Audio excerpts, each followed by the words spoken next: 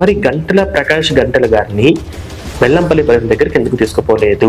లంజా కొడక గుడ్డలోడ తీసి కొడతా. ప్రకాష్ గంటల గారిని అమ్మతేజ గారి దగ్గరకు పృథ్వీ గారి దగ్గరకు ఎందుకు తీసుకుపోలేదు? అని చెప్పి అప్పటికప్పుడు స్వస్థం చేసే మీ యేసు మీ దేవుడు ఎక్కడ? ఇలాంటి లంజా కొడుకులు ఎవరైనా తప్పుడు లంజా కొడుకులు ఎవరైనా మీకు తగిలితే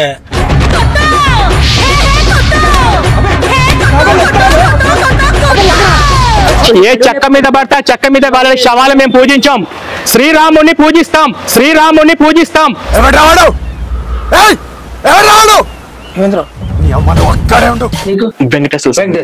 ఈ లంజా కొడుకు ఎవరు? ఈ లంజా కొడుకుని ఎవరు కూర్చోబెడితే? 33 సంవత్సరాలుగా కిడ్నీ సమస్యతో బాధపడుతుంటే యేసు మీ దేవుడు ఎక్కడ?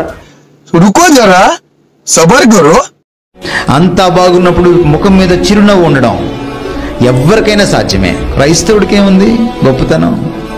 నా కణితి క్యాన్సర్ మాయమైపోతే నవ్వడం ఒక హిందువు నవ్వుతాడు, ఒక ముస్లిం కూడా నవ్వుతాడు, ఒక నాస్తికుడు కూడా నవ్వుతాడు. క్రైస్తవుడికి ఏముంది గొప్పతనం?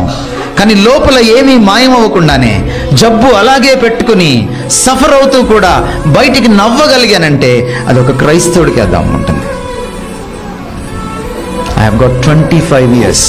ఈరోజు నేను సిల్వర్ జూబ్లీ చేసుకున్నాను. నా kidney problem silver Jubilee year ఇది నాకు. It started in 1992 my problem with kidney.